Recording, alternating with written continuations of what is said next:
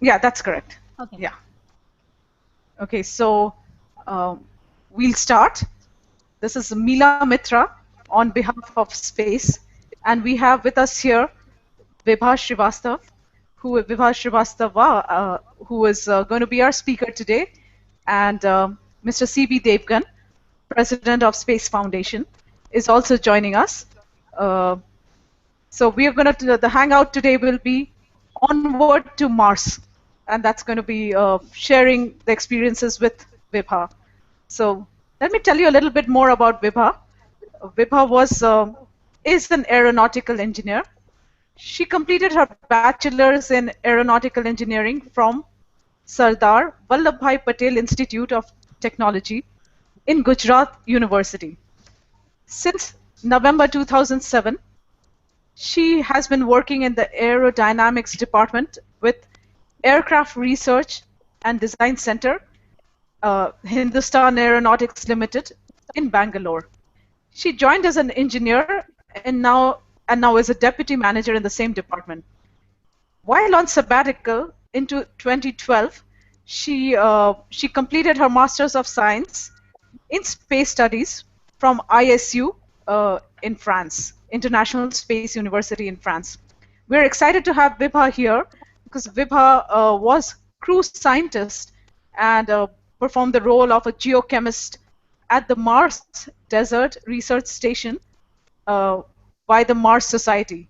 So we've invited Vibha here today to share her experiences with the Mars Desert Research Society. And Vibha, I welcome you here today. Hello, everyone, and hi, Mila. Namaste. Uh, Thank you very Namaste. much, Mila, for the Yeah. introduction. It's my great pleasure to get an opportunity to talk to all of you today. And Vibha, I'd first like to start and ask you, how did you get such an exciting opportunity? Because I'm sure our viewers and our students would like to know the Yeah. same thing and find out if they can join something like that. Oh, yeah, sure.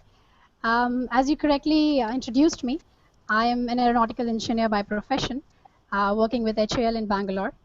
As soon as I completed my BE in aeronautical in 2007, I got the chance to be selected in HAL the same year. As being an astronaut has been my childhood dream, and following that dream, I plan to take admission to pursue Masters of Science in Space Studies at International Space University at Strasbourg in France. As you correctly mentioned, I took 1 year of sabbatical leave and I completed my Masters just in August 2013, last year. So during the Masters course, I developed a strong interest in the area of facilitating in situ resource utilization on planetary bodies like Mars for the benefit of future human missions. I did my internship at NASA Ames in California during my master's program and got the opportunity to work in this field even there. So during my time at NASA Ames, there was a call for submitting project proposals to be selected as crew members at Mars Desert Research Station. I came to know about it from my university, and I submitted the project proposal on hardware testing to collect hydrogen from the water extracted from the soil, on which I had worked even at NASA Ames. And thus I got the opportunity and got selected as the crew scientist. So, yeah, that's very interesting. And Yeah, very uh, interesting. so, CP, do you have any thing to start off or to comment on here, or I would ask Vibha to share her experiences? Just a small thing that being an aeronautical engineering, she actually wanted to be an astronaut. So it's aeronautical and astronomy together. So astronautical engineer, Yes. I should call you. And I mean, your desire to be an astronaut, that's, I mean, we had that desire, but we couldn't do it. So maybe your generation and the people from your generation would go to Mars and I mean, do things over there. Mars Yes. has always been a kind of a, I mean, enigmatic planet for us. Yeah. When you look through a telescope, it looks so beautiful, and And when you see the difference in size at every opposition, you wonder what all there.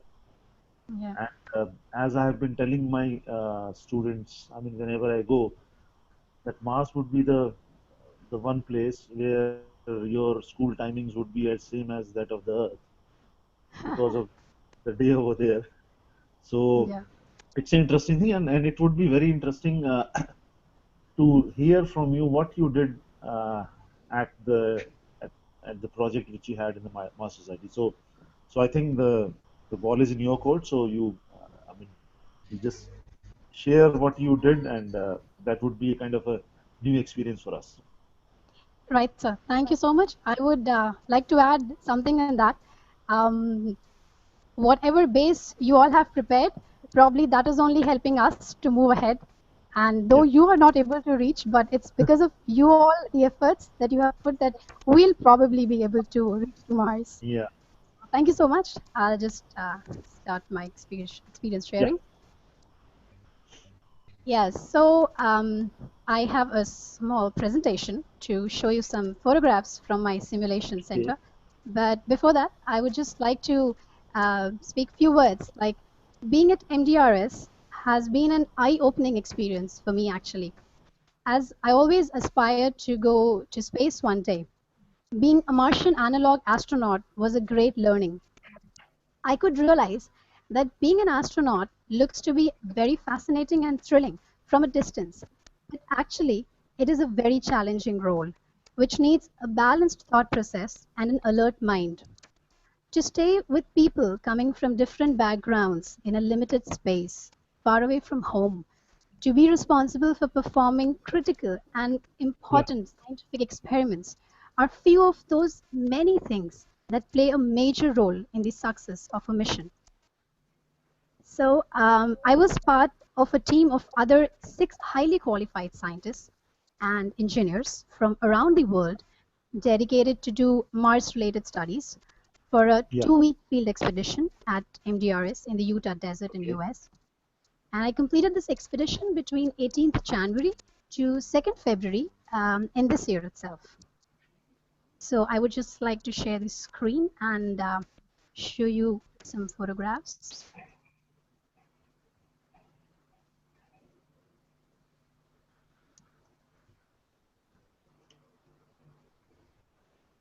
Yeah, is it Yeah, visible? yeah, yeah. Yeah. So this on the left side you can see is the crew logo of our Crew 134, and in the picture, of course, that's me in the Yeah. simulated spacesuit.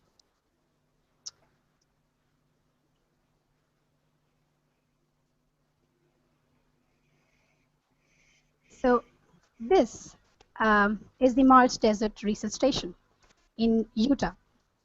It's a facility set up by the Mars Society for analog research in the various disciplines of engineering, planetary science, astrobiology, human factors, and it Yeah. also serves as a platform for educating and outreach programs.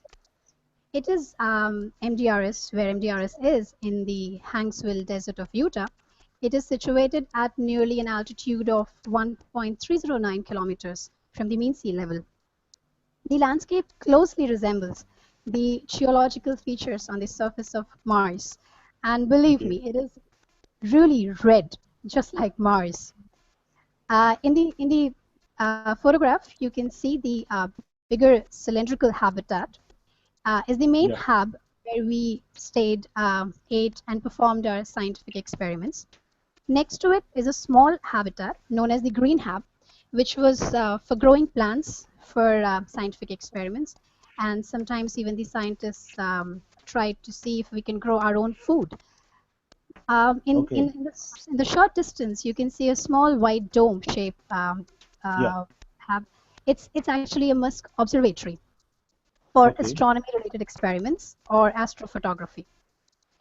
It seems Utah Desert is one of such places in US where you can appreciate the beauty of a clear night sky quite evidently. Yeah. Looks to be studded with stars all over the sky, and the night view is magnificent.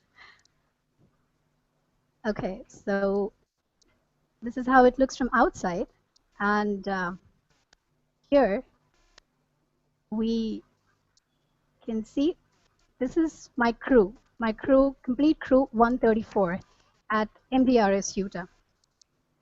Mr. Ashley Dale in the center was the commander.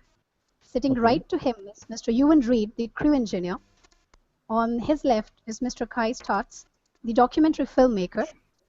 In Okay. the bottom row, starting from right with a robot, you can see Dr. Susan Jewell. She was the medical and executive officer. Next to her is Miss Sue Ann Sia. She was the second crew engineer in charge. And sitting at the left is Miss Michaela Musilova and myself, both as the crew scientists of the crew. Okay. Every crew member had been with their own planned projects to be carried out. Yeah. So everyone was involved doing their own projects, and of course, we used to help each other a lot as well. So let's go a little bit inside in the hub. So the hub inside is separated into two floors. It's actually it's called hab. It's very commonly known as hab amongst the crew members. It has two Okay. floors. The one that you're seeing in the photograph is the first floor. What you Yeah. see in the picture is a living room come dining hall. There Okay. are 6 living quarters. At the back you can see the doors, and there's a kitchen on this floor. Moving to the ground floor. This is the ground floor, which was equipped with basic amenities and an EVA preparation room, an airlock, and a science lab for scientific experiments. And this is the science lab. This was my favorite place because I spent my maximum time here. Okay. Okay, so before I go further about MDRS, I would like to give you a brief about what was my experiment and what made me uh, perform this experiment. Okay. I was interested to focus my research since I have learned in my master's program about in situ resource utilization on the Okay. water that has been recently found on Mars. It would be a great benefit to future human missions to Mars if we could Yeah. extract this water from the Martian surface and use it. Like, water is definitely essential for life. But what I wanted to concentrate was to uh, see if its two elements, that is hydrogen and oxygen, which, if Okay. liquefied, would be potential propellants for fueling space missions. So I worked in line to develop a concept and a hardware to extract water from the Martian soil and collect Okay. hydrogen and oxygen from it to further liquefy it and make it usable as propellants so that future human missions can generate their own fuel for Yeah. either activities to be done on the planet or to Yeah. even return to planet home. So this was actually developed during my internship at NASA Ames, and Okay. I was lucky enough to get the guidance of a well-known planetary scientist at Ames, Dr. Carol Stoker, and Oh. Mr. David Wilson. Under their guidance, I could develop this setup and prepared and assembled it. And they had sent it at MDRS for me to conduct this experiment. So it's been their great support in a position to be able to perform this at MDRS. Yeah. So this is this used to be my daily schedule. You can see me on the left Yeah. to get completely dressed up in the space suit and do an extravehicular activity, in short Okay. called as an EVA. Yeah. And we were supposed to always go out wearing these space suits as though it is a simulation, but we very well know that the atmosphere is so different at Mars that we cannot come out without a pressurized Yeah. suit. So it was to simulate that. And I used to collect soil samples from the desert for the experiment and then come in and do the experiment in the science lab. You can see me with my very fuzzy equipments over there and some water as well. Yeah. So let me just explain in brief about the extravehicular activity as I told you. Um, Okay. this is the EVA preparation.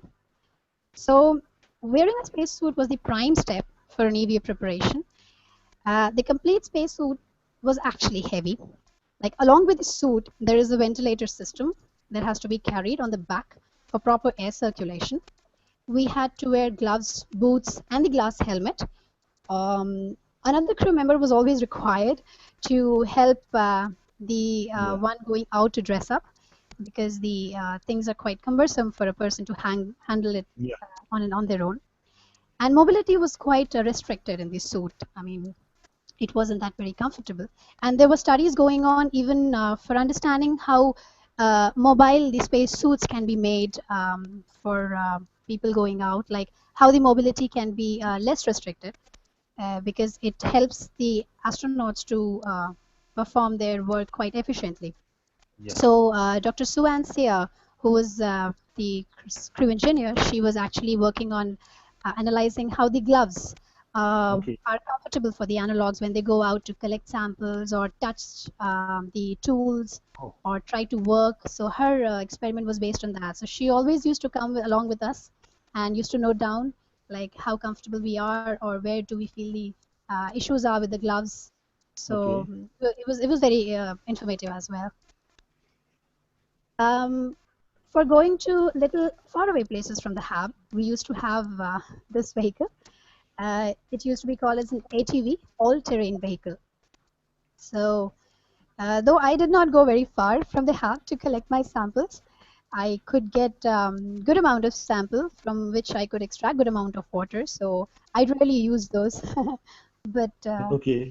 good mode of transport there, because Yeah. the terrain is really very rough, and you need to be even careful while driving these ATVs. So my final result was quite impressive. I could experiment with nearly 7.5 kg of the soil from the Utah desert, Okay. and using the water extraction setup, a good amount Yeah. of water was extracted, and even I could electrolyze the water and see the hydrogen gas bubbles coming out. So there you can see me with the water that I've collected Yeah. from the Utah soil. Uh, these are few of the other activities. Like, though the day used to be really tiring, but we used to try to help each other in case someone needed any kind of help in performing their duties. It was actually a very cooperative team. Cooking, washing, cleaning, all had to be executed by us. The use of water was very limited because keeping in Okay. mind, that nothing would be a luxury on Mars. Yeah. Most of the food items there were actually in their dehydrated form. So we tried a lot of recipes. I mean, some of us became really good cooks. Oh, It great. it was a fun time. I mean, cooking also came out to be like a recreational activity there. We also used to take some time out to relax, chit chat, and our commander always used to take care that no one feels stressed. We had Okay. great fun times together. I mean, we watched even 2 science fiction movies there. Oh. And we used to have yoga and meditation sessions. You can see on the right side. We used to Yeah. perform yoga every morning and meditation at night, which was even the part of studies for our medical officer, Dr. Susan Jewell. She was actually asking us to fill up questionnaires after every session. How do we feel? Is it helping us to cope up with the stress, or is it not making any difference? So she did good research on that. So that's in short what was my experience at MDRS. This photograph I have put for all of you to see that this is the way it looks at night. It's beautiful. That's really great. Yeah, so this was taken by Kai Yeah. Stutz, the crew filmmaker. And so this was it. And thank you so much. I actually even wrote a paper on my Okay. work and the results that I obtained at MDRS for International Astronautical Congress 2014. And it was Okay. presented in the Congress in Toronto, Canada, in Okay. the first week of this October itself. Oh, So I'm actually looking for funds and opportunities to pursue further studies and take this project ahead. So being at great. MDRS actually has been a stepping stone for me towards my journey to my dreams. And I strongly hope that my journey will one day end at my destination, which is onward to Mars. So with that note, I would also like to show you a small uh, video, Okay. which is on YouTube. It was a short interview, like done for all of us. Each one of the crew members did a short interview, and it was filmed by our filmmaker Kai Stats for being released it on space.com. So while we were there were short interviews of ours which were released Okay. on the website. I will just share the screen again and would like to see if I can. Okay, just give me a moment. I'm not able Yeah. to trace the video. Yeah, so just close this. Probably I can see it now.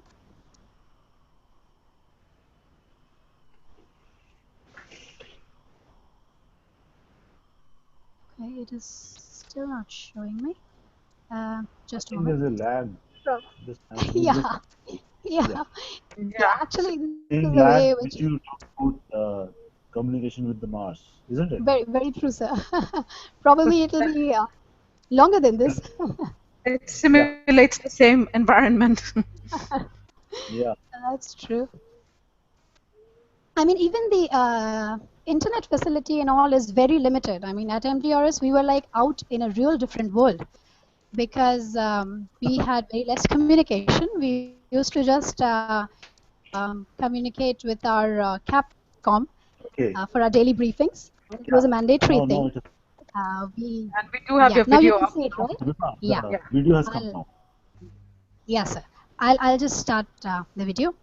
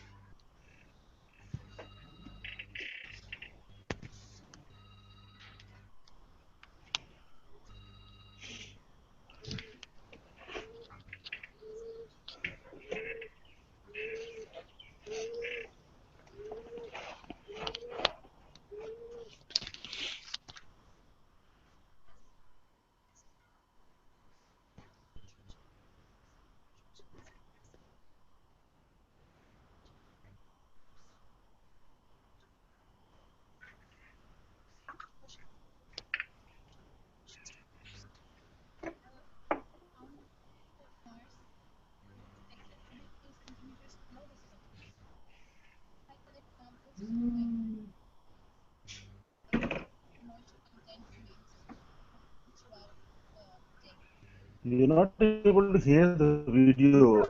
Yeah, we can't hear the volume. So, Vibha, maybe you Oh, can talk it through while it's happening. yeah, sure. Yeah, we can't hear the volume. Okay. So that was showing you extract the soil sample, right, Is at that point? Yeah, that's right. just Are you explain able what. to listen? Are you able to hear it? No. So I was suggesting Oh, you describe what's happening right now. yeah. So I was actually collecting the samples, We can hear and you, but okay, not the. You can just explain. Yeah. Exactly. okay. So Okay. is it audible? So you can Yeah, you are explain what. audible right now. Okay. So yeah, so I was like collecting samples, You are audible, but not the video. right, sir? So you can explain. Yeah. Yeah. So Okay. collecting samples and then coming in and doing the experiment in the science lab. So I actually like Okay. collected some good amount of soil and heated it first to find out how much is the water percentage in that.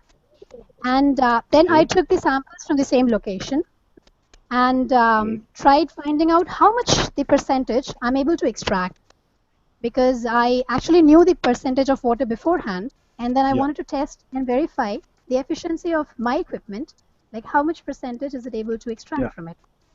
So that And was, yeah. and is that an equipment that you designed, or Yeah, I mean, I did assemble the equipment. Okay. I did assemble it at Mars, but it was like made of very basic things, like a small pressure cooker kind of a thing, which was converted Okay. to suit up and be attached to a condenser and to be attached to an air Okay. blower. So it was that kind of a setup. So I mean, it was fairly less in cost, and it came out to be quite efficient. So nearly 18% of water I could extract from the Okay. 12% of water that was present in the sample. Okay. So yeah, So so out when I of did that, this experiment at 18%. NASA, yes, sir. Yeah. So when I did this experiment at NASA Ames, the equipment could extract 16%. So I tried to, I Okay. mean, we worked on it together to try to fix up the losses of the water vapor from that equipment. And I mean, we could just increase up to Okay. 18%. And we know that there is a lot of chance and scope Oh. of improvement. So we can even further increase the efficiency. At some point, I could actually reach up to 30% of water extraction. So there's a lot of chance that I can improve the equipment too. Oh, great. Yeah. Yeah. Yeah. So that's that's it. Thank you so much for your so patient listening. Yeah, I would be happy to take if there is the any video? question. Yeah. That was great seeing the video, and there are Thank you. some questions. Yeah. And can you see the questions, or otherwise Actually, I'll read them out here. yeah. Actually, I am not able to. But just a second, let me Okay, try. so I'm going to read out some questions. Yeah, sure. You can try. Yeah. The first one is by Shambik. Mm-hmm. It says the red soil at Utah, Mm-hmm. was it because of iron oxide? Yeah. Yeah, that's correct. It's very enriched in iron, so that is one of the reasons. It's very arid and dry. That's correct. By Cousins Smith Whiteman, and Uh-huh. he says he's Bradley Smith, marketing intern at Space Right. from the UK. And he says, Right. Vibha, thanks for your talk. Do you think that private companies or government agencies will lead the way in fuel extraction on Mars? Thank you for the question. I am very positive about it because I mean already some of the private industries in US have already started thinking on these lines. And to tell you one fact, the Mars Society, which is set up by Dr. Robert Zubrin, the president of the Mars Society, he himself had actually started this idea of extracting resources on Mars and generating fuel. So this is already in the world known very well from long time. It's just the right time that we should start executing it. And I strongly believe that private agencies will take it up. I mean, there are a lot of agencies like Planetary Resources who are even looking into capturing asteroids, mining it for resources. So resource extraction, what I suppose, is going to be a revolution in space exploration very soon. So Similar. thanks for that. Yeah, then the next question is by Rahul Verma, Yeah. and he says, thank you for joining us in the Hangout. I would like to know how you made sure that the simulated environment replicated the Martian atmosphere. Like, what were the parameters that you Yeah. simulated? Yeah. Thanks for the question, Rahul. But the atmosphere is not simulated. The atmosphere is like Earth there. I mean, there is no place on, I mean, there is very difficult to find a place on Earth which has a simulated, which has an atmosphere similar to Mars. So basically, it was our activities which were in simulation. The hub inside, the facility inside, the equipment, the necessities, amenities were limited, like it would be on a mission to Mars. But Of course, the atmosphere was not like Mars. The atmosphere was like Earth. The ventilator system that we had was not pumping us oxygen, it was pumping us air for proper circulation. Because of the helmet, we were completely locked in it. But of course, there were enough space for air to come in, I mean, oxygen to breathe in, but a proper ventilation was needed. So it's not like that area has an Martian simulated atmosphere. It's our activities that are supposed to make it feel like a simulation, and we are supposed to carry out things thinking that we are far away and we are on a distant planet. So atmosphere was not simulated. Everything else that was given to us was limited according to what it would be on Mars. So Mila, And I can I was, come in? yeah, you'd like Yes, to sir. come in, CB? No, no. We can't. If you have any question, then ask, and then I'll ask Okay, so I'll Vibha just something. take one more question, Yep. Yeah. which is by Neeraj Ladia, Mhm. and it's relevant to what you were just saying. Uh, Mhm. like the activities were simulated, but his question is, how was the first step on the simulated red soil? How did you feel? Was it a real experience? Amazing question. Thank you so much for the question. Um, Yes, the first step. I mean, the first step was still a thing which happened quite late. But the moment we entered the simulation, the moment we opened the food packages that were given to us, we could understand that this is no luxury. I mean, there were food which didn't look like food. The living quarters were very cramped, very small. I mean, if you try to put your arm up, you can actually touch the other person standing next to you, because the personal space also is quite limited. And when we wore the spacesuit, it was an amazing experience. When after wearing the spacesuit, I stepped out. Yes, it was wonderful.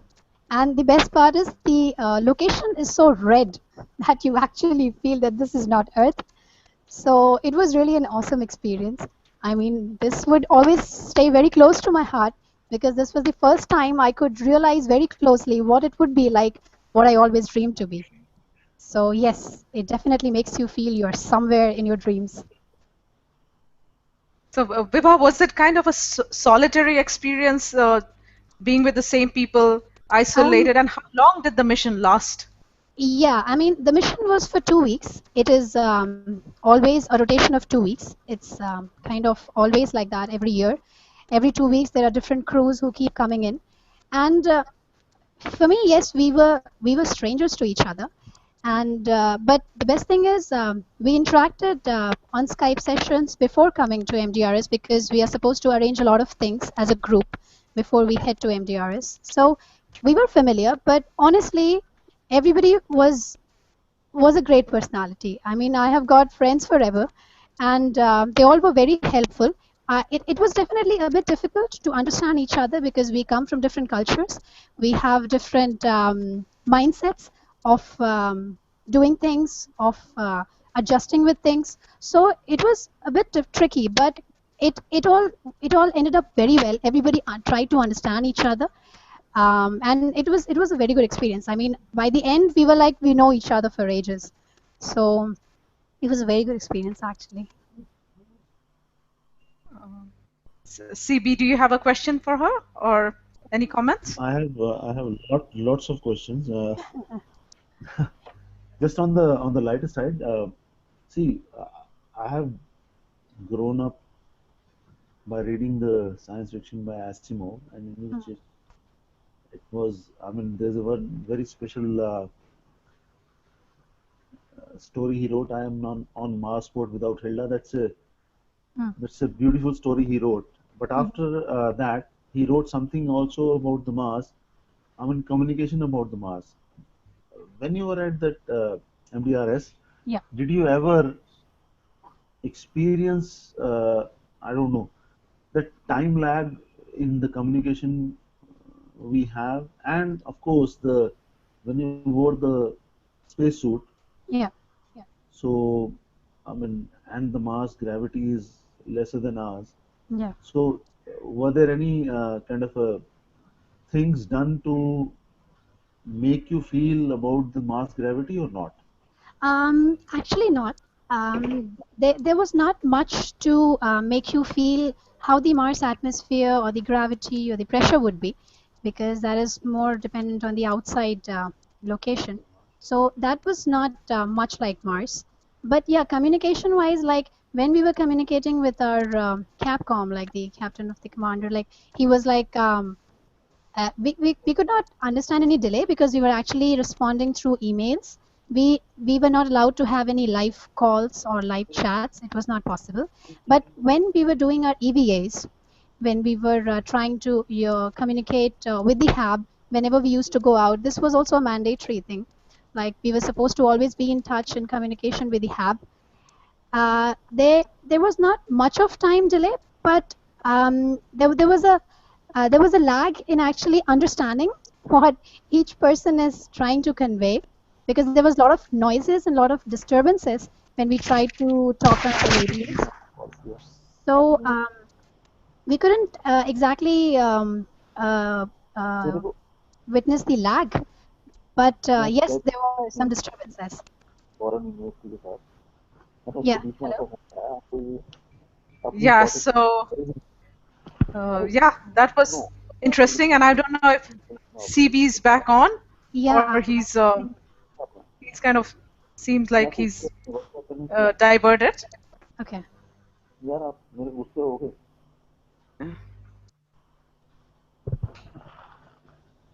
Yeah, so if I don't see any more questions, then we might be getting ready to close. And we've had a very exciting time with you. That was a wonderful presentation, and we all got to share the experiences. And we're also doing this talk we're doing as a SAT talk, Science and Astronomy talk, that we're doing to celebrate World Space Week, which was in October. And in fact, Mr. C.P. Devgan is National Coordinator of World Space Week. And we've been very happy to have you on board with us, sharing your experiences with so many people. And hopefully many more will share it through this video that we are generating. Definitely. And yeah, thank you, Mila. Thank you so much, sir. This was a great It opportunity. was a pleasure for us to hear from you. Thanks to you. My pleasure, sir. And we hope to have more interactions with you in the future. Sure, sir. Sure, sir. Yeah. And I would just like to add a little thing. It is actually not a very distant dream for everybody who wishes to do something like this, because MDRS every year opens up opportunities to be part of these sessions. Students can, with the help of their universities or professors, can actually approach them. Like they have websites, and on that every May or June, they put up applications, open the applications for being selected as crew members. Students can even participate as team members, as a complete team. So I hope everybody makes use of it, and it's a great opportunity. It'll be a great learning. Yeah. Yeah. Thank you so much. Yeah, thanks again for being here with us today. And I hope our students use this opportunities that you talked about. And as Mr. C.B. Devgan says, we would like to share your experiences further. We'll personally interact with you. And we have several comments that are not questions but comments. And one of them says, cheers for your innovative work. And another one says, thanks for sharing your exciting experiences at the MDRS. So on that note, again, we thank you. And it was a great hangout. Yeah. And thanks everybody else, all our viewers, for joining in with us. Thank you. Bye. Namaste. Namaste. Bye.